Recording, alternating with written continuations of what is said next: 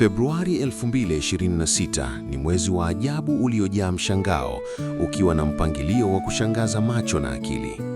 Ni mwezi unaojipanga kwa usahihi wa ajabu, kana kwamba muda wenyewe umeamua kusimama na kuonyesha siri yake. Kalenda inaonyesha jambo lisilo la kawaida: Jumapili 4, Jumatatu 4, Jumanne 4, Jumatano 4, Alhamisi 4, Ijumaa 4 na Jumamosi 4. Hakuna siku iliyozidi, hakuna iliyopungua. Siku 28, wiki 4 kamili. Kila siku ya wiki ikijirudia mara 4 sawa sawa. Tarehe moja inaanza Jumapili, na hapo ndipo fumbo linaanza. Kila mstari wa kalenda unakuwa kamili. Wiki ya kwanza ina siku zote 7, wiki ya pili vivyo hivyo, ya tatu na ya 4 pia. Unapotazama kalenda nzima, unaona mpangilio ulionyooka, uliosawazika, usio na pengo wala msongamano. Ni kama mziki uliopigwa kwa mizani kamili. Hakuna nota iliyochelewa, hakuna iliyokimbia.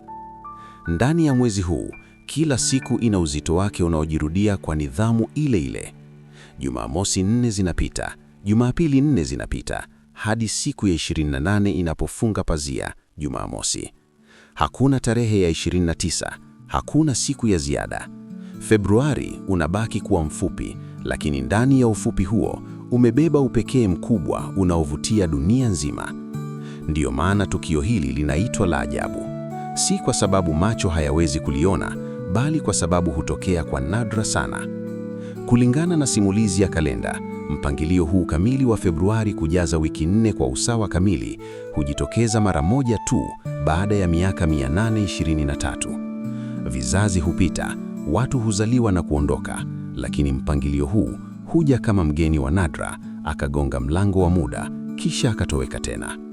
Februari 2026 basi unakuwa mwezi wa kukumbukwa, mwezi unaotufanya tusimame na kuangalia kalenda mara ya pili, mwezi unaotukumbusha kwamba muda una siri zake, na wakati mwingine siri hizo hujitokeza wazi wazi kwenye karatasi ya kawaida ya kalenda, zikisubiri tu mtu azitazame kwa makini. Huu ni mwezi wa upekee, mwezi wa mpangilio mkamilifu, mwezi ambao haujirudii kirahisi. Februari 2026, tukio la ajabu, somo la muda na kumbukumbu inayopita kimya kimya, lakini yenye uzito mkubwa.